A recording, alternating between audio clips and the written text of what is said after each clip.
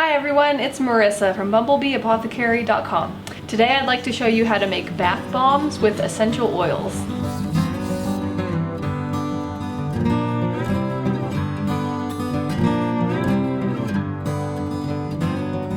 So these are really fun for anybody to add a little bit of fizziness and the benefits of essential oils as well as epsom salts to your bath. Let's jump right into the recipe and get started. In my mixing bowl, I'm going to be adding half a cup of baking soda, 1/4 cup Epsom salts, 1/4 cup cornstarch, and 1/4 cup citric acid. I'm gonna whisk all of those things together thoroughly.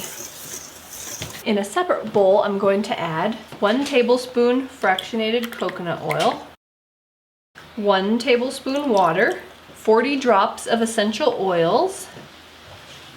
I'm using this Relax blend from Plant Therapy. It's a really beautiful blend of relaxing essential oils.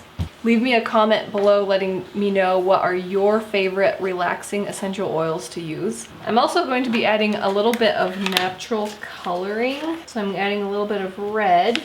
That'll be kind of like a Valentine's Day theme. So I'm going to mix those together. Next, I'm going to slowly add the wet ingredients into the dry. I'm going to just add a little tiny bit at a time and then whisk thoroughly. Okay, now you can see that it's all mixed together thoroughly. It's kind of a sandy kind of a mixture. And at this point, we're going to put it into our mold. So I have these stainless steel bath bomb molds that I found on Amazon. I'll link these ones below, as well as the other ingredients that I'm using. There will be links to all of that below in the description box. Okay, so you're going to pack each half of the mold with the mixture. Okay, once you have both of your halves packed like that, then you're just going to bring them together and then kind of press so that it comes together as one entire ball inside that mold. And then you're just going to let this dry overnight.